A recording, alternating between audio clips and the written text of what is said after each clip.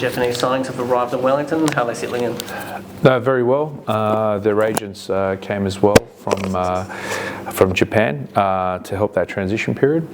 With our ops team, they've done a really good job of making sure they've find a nice place to live and get them acclimatised to just Wellington in general. They've been really lucky. We've had 2 brilliant days. Bit of sun, it's unusual, but now we're back to normal, so they've enjoyed that, realised how picturesque it was as well, so it's been good. Yeah, and 2 players from the same league, so why Japan and what are they going to bring to the team?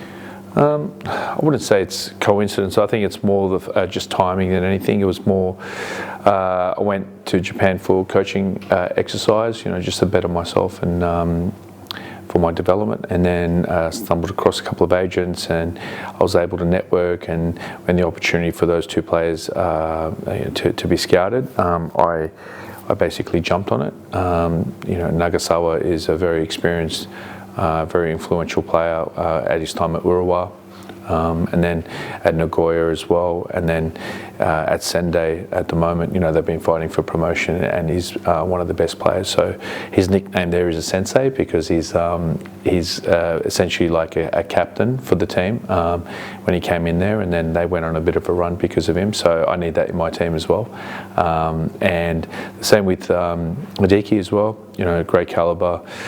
Injury kind of stopped him, a couple of years ago in his tracks, and then he found himself in a really competitive team. But again, he's the sort of player that will excite the fans. Yeah, because I guess in New Zealand we don't watch a lot of J-League, so a lot of people won't know too much about them, but is that quite a good level, do you think, to translate to success in the A-League? I think the Japanese J-League is in the top 10 leagues in the world, and that's not my biased opinion. It's on coefficients and stats as well. I think at the latest I think they're around 8th or 7th, something like that. So it's a fantastic league. There's so many good players in Japan. I equate it, it's the Brazil of Asia for me. Brazil produced so many players, and Japan is no different. J1, J2, the quality in J3 is fantastic. J4 still have players that could play in the A-League. At the university level, there's so many young and up-and-coming players as well, so it's very competitive. And there's, I think, at a grassroots level, whatever they're doing in terms of like technically, providing the players with those skills, it's working. Can I just ask too, Sydney have signed Douglas Costa, Western Sydney have signed Juan Mata. What do you make of those big names coming to the A-League, and why the Phoenix sort of don't look to those players and you look at guys in the J-League instead?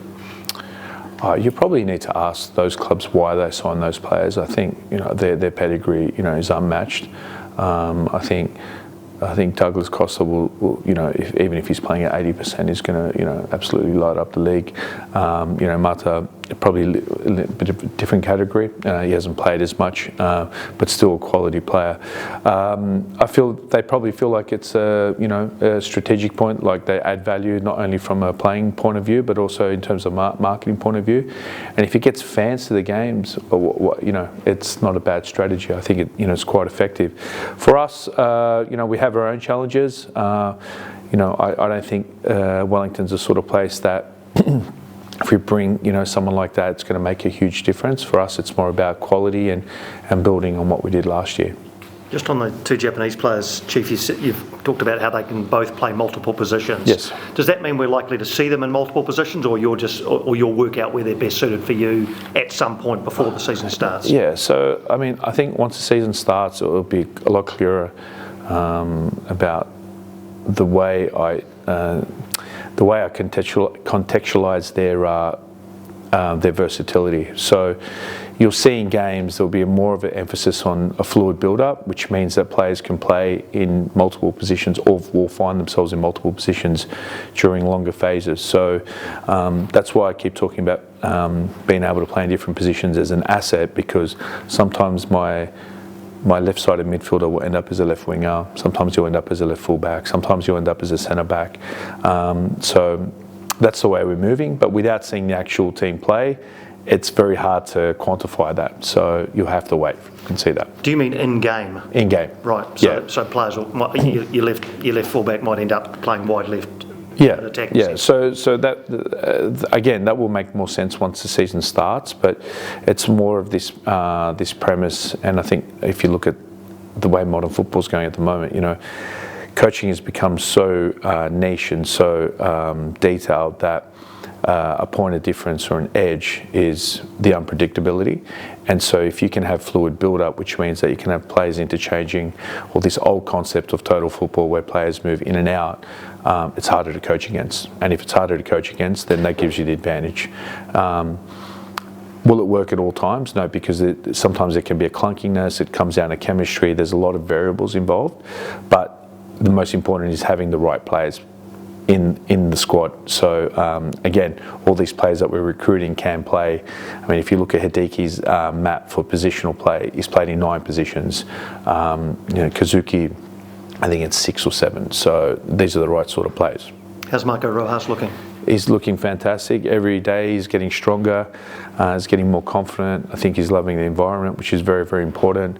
I think he's found his feet here. All the boys love him. He's a quirky sort of guy. Really intelligent as well. So, I had him in the office the other day asking questions about tactics and so on. So he's going very well. And there's a bit of online chatter a week or so ago about David Boyd and whether he may be surplus to requirements at Wellington Phoenix this season. Have you got any reaction to that? Yeah, look, I saw there was a bit of talk about that. The conversation I had with Bawley a couple of weeks ago was more about what happens after this season, not in relation to this season. This season, whatever contractor players I have here past the window, September 15, are all going to be loved and they're all valuable and will be all used. So, and I'll leave it at that. So this is the last year of his contract? That's right, it's his last year.